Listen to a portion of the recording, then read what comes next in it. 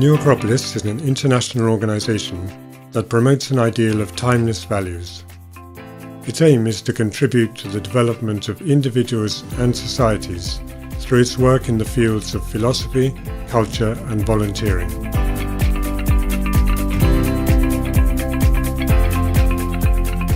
New Acropolis is present in over 50 countries across the 5 continents and has more than 400 centres worldwide. Its action in the world is based on 3 founding ideals. The ideal of universal fraternity, promoting respect for human dignity beyond any differences of gender, culture, religion or social background. The ideal of knowledge, encouraging the love of wisdom through the comparative study of philosophies, religions, sciences and arts.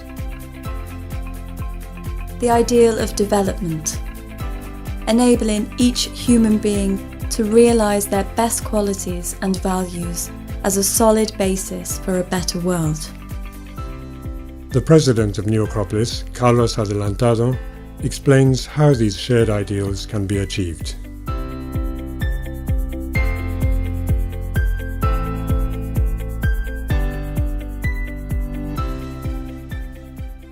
A nivel filosófico, la gran meta es reivindicar la importancia temporal del concepto de filosofía.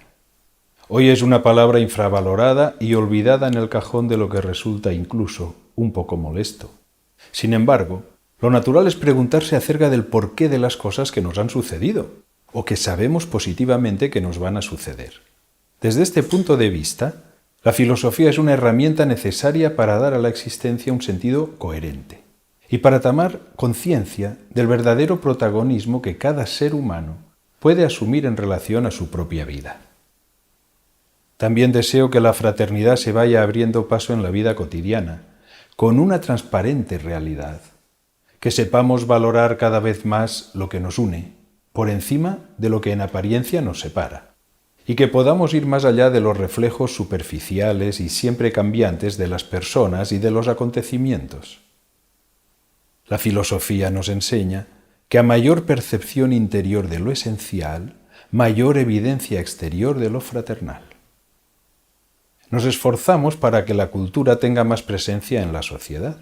No me refiero tan solo a que aumente la cantidad de actividades culturales, sino a que realmente la cultura sirva para unir a los pueblos y para comprender las diferentes mentalidades, para que pueda cumplir una función de elevación de la conciencia y de apertura del corazón. Por desgracia, estoy convencido de que algunas de las actitudes de intolerancia y de agresión hacia algunas personas o determinados segmentos de la población obedecen a una falta de cultura, provocada por el desconocimiento de otras formas de expresión de la actividad humana.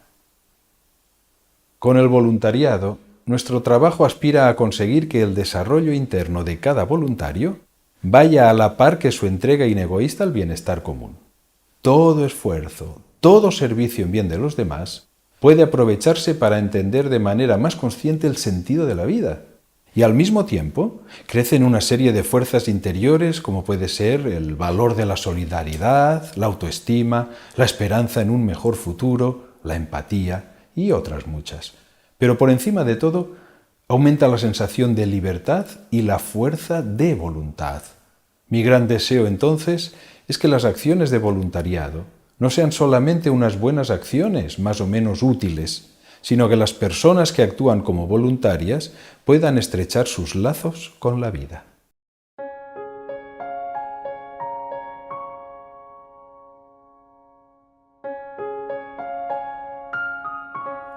A nivel personal estoy muy satisfecho, pues ha quedado demostrado que la aplicación de la filosofía ayuda a enfrentarse con los miedos y la incertidumbre.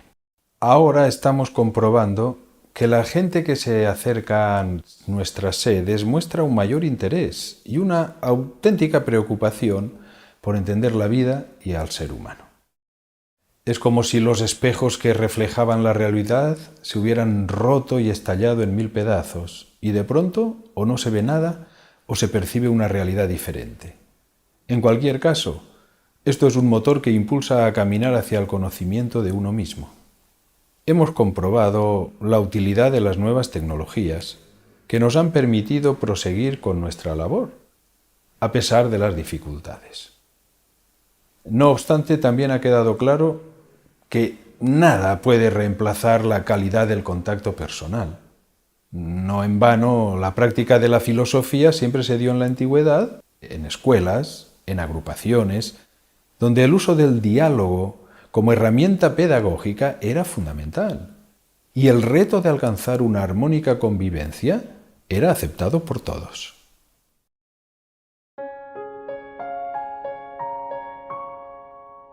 Cierto, y no les faltan motivos en muchas ocasiones. Sin embargo, yo creo que una organización puede resultar de mucha utilidad, pues reúne y coordina esfuerzos y voluntades diversas. Eso sí, nunca debemos olvidar los peligros que pueden surgir de ciertas desviaciones en las organizaciones. Considero desviación imponer cierta opinión particular y personal sin diálogo ni comparación alguna posible. Apartarse de los fines y principios para los que fue constituida y aprovecharse de su funcionamiento para conseguir renombre y prestigio social. Algo que considero muy positivo es la gran cantidad de personas que han formado parte de Nueva Acrópolis a lo largo del tiempo. Cada año se benefician de nuestros cursos de filosofía, actividades culturales o acciones de voluntariado miles de personas. Unas se incorporan a nuestra organización, otras prefieren colaborar esporádicamente y otras, en fin, no desean adherirse. Pero todas estas personas han comprobado nuestros esfuerzos en favor de una sociedad mejor.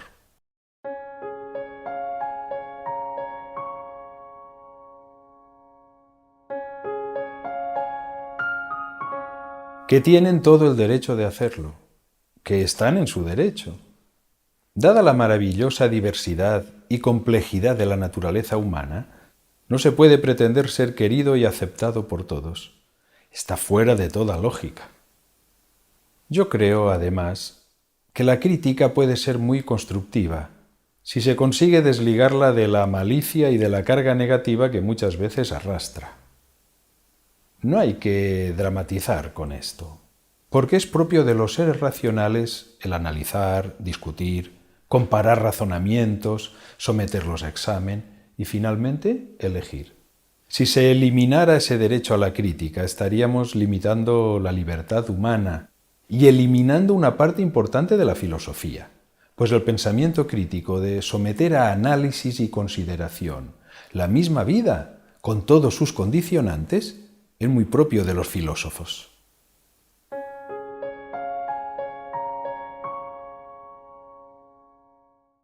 Ciertamente hay que trasladarse al pasado para encontrar este tipo de malentendidos. De hecho, son situaciones que, dada mi edad actual, yo no he conocido de manera directa. Pero, según mi parecer, ha sido un problema de falta de comprensión, tal vez provocado por la complejidad de esta escuela de filosofía a la manera clásica, que trata de aunar la teoría y la práctica en su plasmación, como ideal filosófico que aspira a mejorar el mundo y a los seres humanos, y que desde el principio se vio que era un movimiento capaz de extenderse a nivel internacional.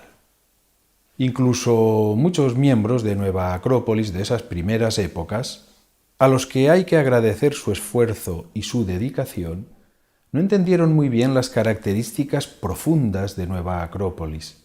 No entendieron que era algo que venía desde el más remoto pasado y que, por tanto, era algo totalmente nuevo y desligado de cualquier comparación con todo lo hasta entonces conocido en el siglo XX. Se cometieron errores, que se han corregido gradualmente. Y esta actitud de autocorrección es válida ahora y en todo momento futuro, pues el espíritu de autocrítica no puede desaparecer de la vida filosófica. A esto debemos sumarle que todo lo nuevo, cuando aparece, necesita un tiempo de adaptación al entorno y también necesita tiempo para mostrar a través de su desarrollo el verdadero potencial y las ventajas sociales que atesora. Lamentablemente, es inevitable que siempre existan en la sociedad personas que viven de críticas, detracciones y sensacionalismo. Pero de todas maneras, Las reacciones ante nuestra propuesta filosófica no suponen nada nuevo para una escuela de filosofía de raíces profundas que podríamos denominar esotéricas.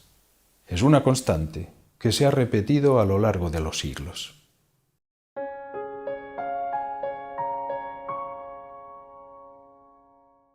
El término esotérico significa más adentro.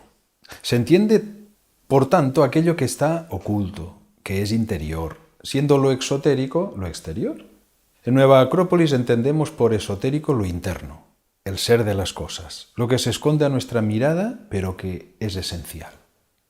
Todas las cosas y los seres vivos tienen una parte exterior, visible, y una parte interior que es su fundamento.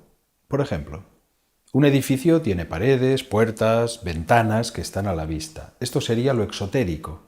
Pero también tiene un armazón compuesto de pilares, vigas y forjado, que es su esqueleto, lo que lo sostiene, lo esotérico. Y esto no es visible en principio.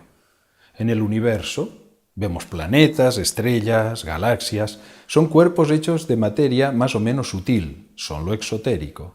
El porqué de su existencia, la vida que anima a estos cuerpos, su finalidad, sería lo esotérico. Las personas realizamos actos cotidianamente que tienen una aparente razón práctica, pero detrás de nuestras actitudes exteriores están los verdaderos motores de nuestros actos. Estos motores, que son de orden metafísico, en el sentido de que van más allá de lo físico, conforman la parte esotérica de los seres humanos. Por eso hablamos en Nueva Acrópolis de filosofía de las causas, también conocida como filosofía natural o esotérica, porque nos interesa alcanzar a entender el porqué de las cosas, sus causas ocultas, que podemos percibir mediante la razón o la intuición, si conseguimos desarrollar una mayor sensibilidad y una mayor capacidad de relacionar e integrar los elementos que nos rodean.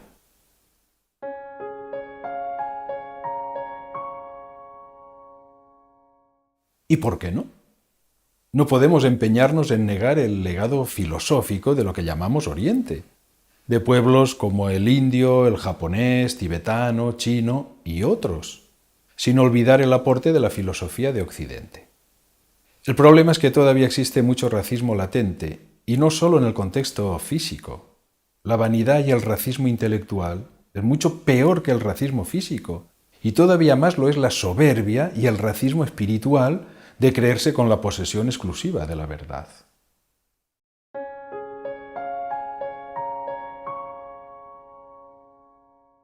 Son grupos integrados por miembros que libremente eligen dedicar tiempo y esfuerzo para apoyar directamente en el funcionamiento vital de las sedes.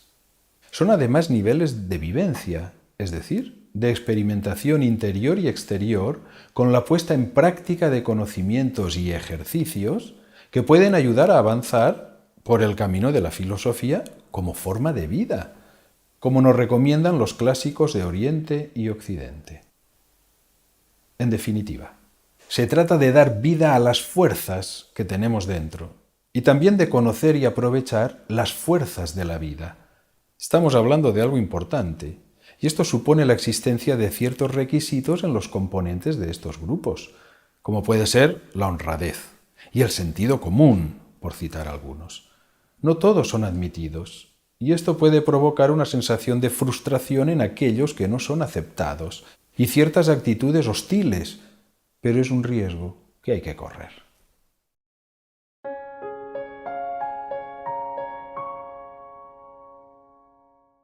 Desde mi punto de vista, el mayor error sigue siendo confundir los medios con los fines. Un claro ejemplo es la economía. La economía debería ser considerada un medio útil y necesario para la creación y conservación de estructuras, pero jamás un fin en sí misma. Tendría que servir para mejorar las oportunidades educativas y conseguir que la educación llegue a más cantidad de población en el mundo. Tendría que servir para aliviar la carga de trabajos pesados, mecánicos y repetitivos. Tendría que servir para dotar de posibilidades de desarrollo a los seres humanos, pero en todos los ámbitos. El afán de poseer, de acumular bienes, tiene como consecuencia perjudicar a otros, fomentar excesivamente la competencia y la explotación de otras personas, con el fin de obtener mayores beneficios. Es nefasto desde la perspectiva humana y de proyección hacia un futuro mejor. En Nueva Acrópolis, por ejemplo, nos financiamos sobre todo con las cuotas mensuales que aportamos todos los socios, con la venta de nuestros libros, con pequeños talleres internos que cumplen funciones de autoabastecimiento, sobre todo. Son pequeñas cantidades que nos permiten mantener nuestros locales abiertos y acometer una serie de proyectos culturales y de voluntariado. A pesar de que la economía dirige y gobierna en este momento el rumbo de la humanidad, no pensamos que constituya la única fuerza de progreso para los pueblos y los individuos.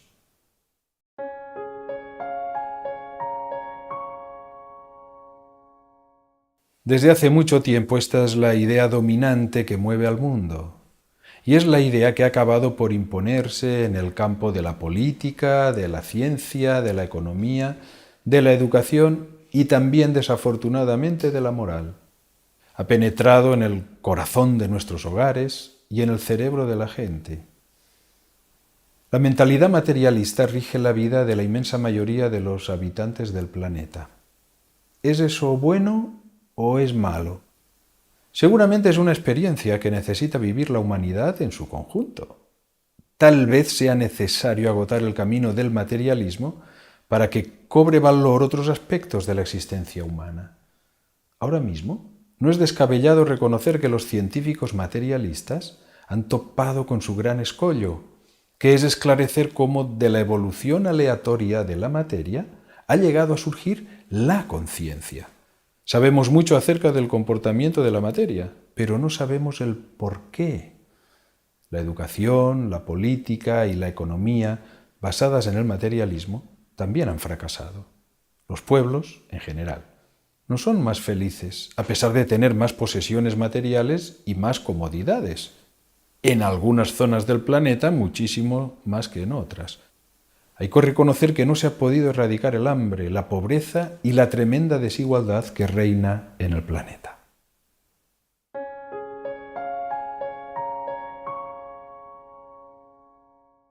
La filosofía puede conjugarse con cualquier faceta propia del ser humano.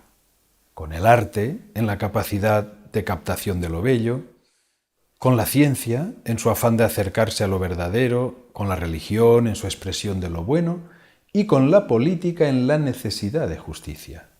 Precisamente, para regular la convivencia en sociedad, se necesita establecer de manera clara los derechos y deberes de los ciudadanos. Y ahí entra el concepto de justicia. Ya desde la antigüedad, tanto Confucio como Platón, entre otros, se hicieron eco de esta búsqueda de lo justo, y el diálogo de Platón, La República, es tal vez el escrito más significativo. Lo demuestra el hecho de las frecuentes críticas que recibe y de los grandes elogios e innúmeras referencias que podemos encontrar en obras de autores posteriores, desde contemporáneos de Platón hasta nuestros días. Personalmente, no creo que la intención del filósofo ateniense fuera la de conseguir edificar una sociedad ideal formada por seres humanos perfectos, sino la de aportar reflexiones y posibles soluciones a los numerosos males de los distintos regímenes de las ciudades griegas de su época. De hecho, en las leyes, un diálogo posterior modifica algunos argumentos de la República.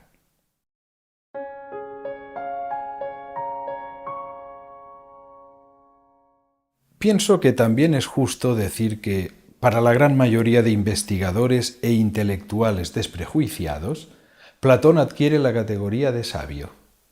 En la antigua Grecia, el concepto de sabio era muy amplio. Implicaba ser filósofo, matemático, científico, médico del alma, poeta, asesor político, un concepto de totalitas, de totalidad.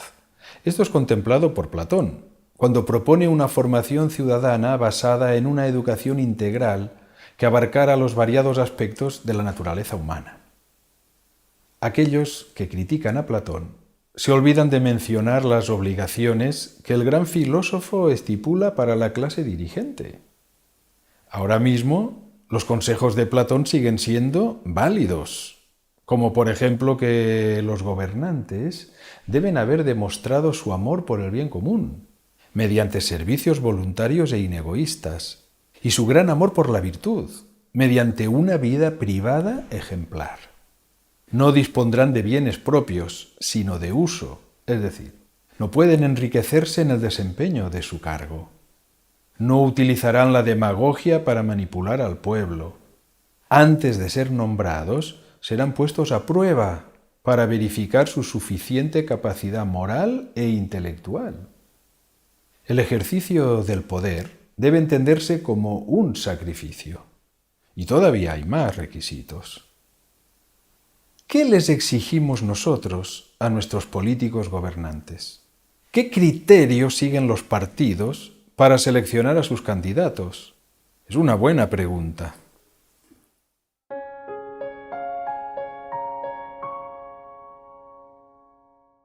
Sin ninguna duda, tal como puede mejorarse todo lo que existe sobre la faz de la Tierra. En mi opinión, se debería realizar un verdadero esfuerzo por avanzar en la consecución del bien común, más allá de los intereses partidistas de uno u otro sector. Los enfrentamientos, a veces casi irracionales entre las distintas facciones, ocasionan una serie de marchas y contramarchas que retrasan el avance general. El afán por descalificar al adversario, la falta de ética a la hora de cumplir con las promesas electorales, la malversación y dudosa financiación de muchos de los partidos y la escasa preparación de algunos candidatos es algo que sin duda se puede mejorar. También hay que prestar mucha atención a la mejora de la educación, porque es el sistema que más necesita de ella, dado que el ciudadano puede elegir periódicamente en las urnas. Para pensar y decidir, todos necesitamos una educación continua. Y sobre todo, se necesita para dirigir a otros. El profesor Jorge Ángel Libraga, fundador de Nueva Acrópolis, enseñaba que los sistemas son buenos si los seres humanos que los componen son buenos, y dejan de serlo cuando los seres humanos que los conforman se vuelven corruptos e ineficaces.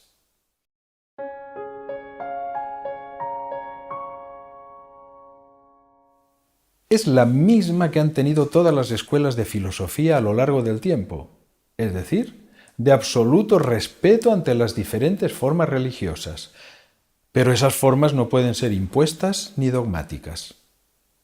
Para la mayoría de las personas, la pertenencia a una religión viene dada por el lugar geográfico en el que se ha nacido y por el entorno familiar.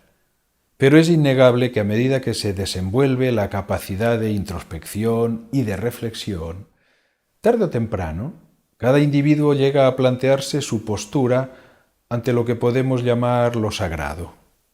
Esa posición la considero muy íntima y muy libre, porque interviene la mente, el corazón y la conciencia. Y creo que aún los que se confiesan ateos mantienen esa relación en su interior. A unos les servirán las formas religiosas establecidas, otros adaptarán sus propias formas religiosas, para unos será una conexión basada en elementos objetivos y para otros será un encuentro altamente subjetivo. Es un buen ejercicio de tolerancia para todos. Pero la cuestión es que nadie puede ser dueño de la espiritualidad de los demás.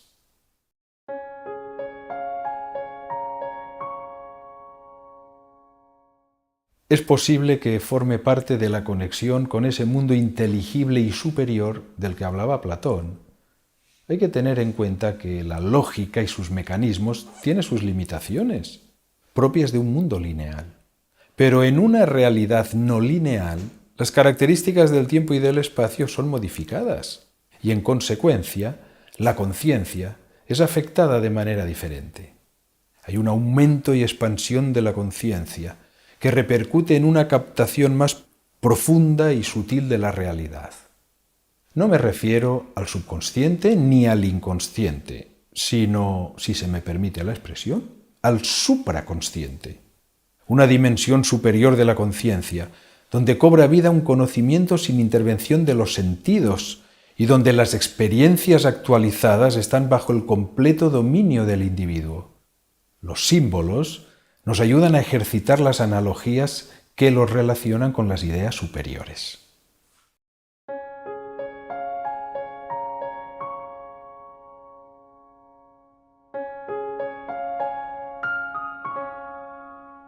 De entrada, puedo decir que parece que existe una necesidad de pertenecer a algo, y eso conlleva la utilización de anagramas, símbolos y emblemas como medio de reconocimiento. Los usan empleados de grandes y pequeños comercios, las marcas de ropa y calzado, asociaciones deportivas y culturales, las corporaciones financieras y un largo etcétera. El uso de los símbolos es algo presente en todo momento y lugar. Pero también es posible que todos sepamos de manera natural e innata que necesitamos alcanzar estados elevados de conciencia, intuitivos, que nos permitan ir más allá de los límites del plano conceptual. Quizá porque el mundo simbólico conforma la gran diferencia evolutiva que distingue a los seres humanos de otros reinos. El imaginario simbólico está presente cuando nos casamos, cuando acabamos los estudios, cuando alguien nace y viene al mundo, le ponemos un nombre y lo despedimos al final de su vida, todo de manera simbólica. La gente lleva anillos, collares, ropas y colores, incluso los tatuajes, tan de moda hoy en día, son un acercamiento al mundo de los símbolos. Como podemos comprobar, algo tan humano como la risa y el llanto no pueden comprenderse si eliminamos su trasfondo simbólico. Hay que tomar en cuenta que hay símbolos que tienen idéntico significado en todas las civilizaciones a lo largo de la historia. La mano abierta o cerrada, la rueda como construcción y como ciclicidad, el fuego en relación a la sabiduría, el águila como mensajero, el sol como señor del cielo. Como curiosidad, me llama la atención la buena acogida que tienen entre el público las series y películas en las que los guionistas emplean este lenguaje simbólico. También en Nueva Acrópolis usamos símbolos según la actividad que estamos realizando. Deportes, voluntariado, talleres artísticos, artes marciales y filosofía propiamente dicha. En nuestra escuela de filosofía dedicamos mucho tiempo a analizar los símbolos relacionados con lo sagrado en diferentes civilizaciones. Y en nuestras celebraciones filosóficas de las estaciones del año también están presentes los símbolos relacionados con la primavera, con el verano, el otoño y el invierno.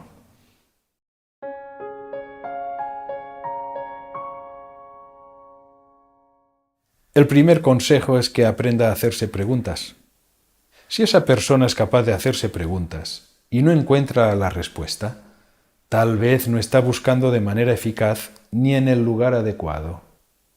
Yo le diría que busque dentro de sí mismo y no afuera, porque hay respuestas que no pueden llegar desde el mundo externo. Que trate de percibir los valores que atesora en su interior y a medida que los vaya desarrollando encontrará, de manera natural, los puntos de conexión con la vida. Porque aquí hay otra cuestión, no menos importante. Si la vida tiene sentido, y vamos a suponer que lo tiene, ¿cómo podemos percibir ese sentido de la vida? ¿Con qué tipo de sentidos? Es obvio que necesitamos desarrollar algunas fuerzas latentes. Por ejemplo, el poder de percibir el sentido de la vida.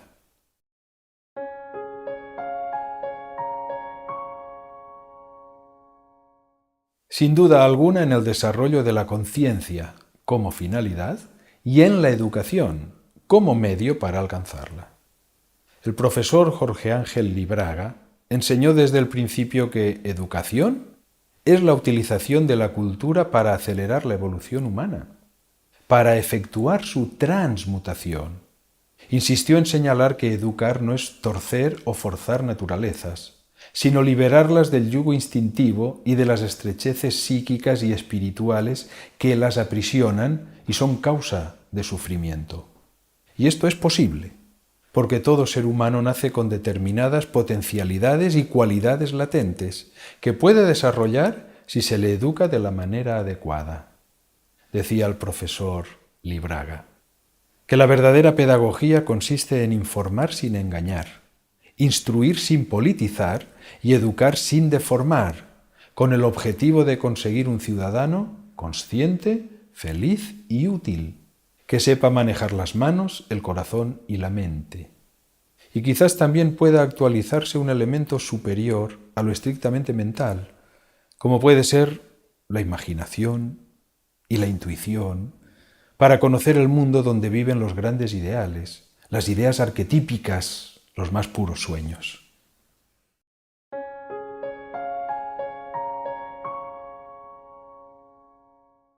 Es una cuestión de capacidades demostradas, estudios realizados y méritos alcanzados. Aquí necesito explicar brevemente que Nueva Acrópolis es una institución de carácter educativo reconocida oficialmente como una organización internacional sin fin de lucro. Al tratarse de una institución de carácter privado, puede, por estar legalmente reconocida, crear unos modelos propios de formación académica, siempre siguiendo una lógica que no es diferente a la de las instituciones oficiales. Así pues, nuestros grados académicos están inspirados en los modelos utilizados en las universidades europeas. Es lo que se conoce como el sistema de Bolonia, que se está aplicando a nivel general. En este sentido, las universidades utilizan dos tipos de grados: los llamados grados oficiales y los llamados grados de enseñanzas propias. Siguiendo el modelo de enseñanzas propias, y dado que nuestro programa de estudios es muy amplio, hemos configurado nuestros grados académicos en grado de experto, grado de especialista y 2 niveles de grado máster. Nuestros profesores pertenecen a alguno de estos grados. Y además, y no menos importante, han de ser un claro ejemplo de cumplimiento del código deontológico, al que estamos todos comprometidos. Si hay una falta demostrada al código de ética, no pueden formar parte del claustro de profesores y causan baja como tales.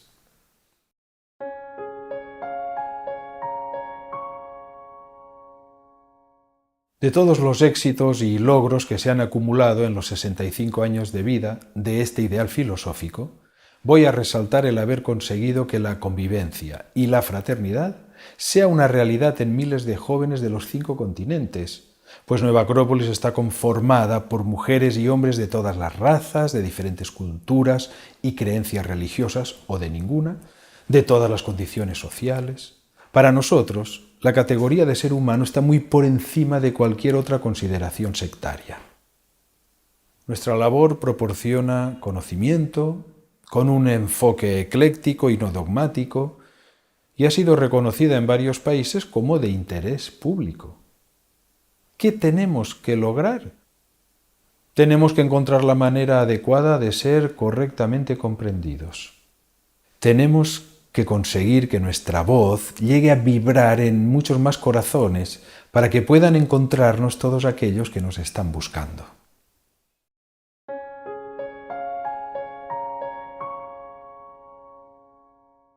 Entonces voy a acabar hablando de filosofía, porque ya sabemos que en un universo curvo los principios y los finales convergen.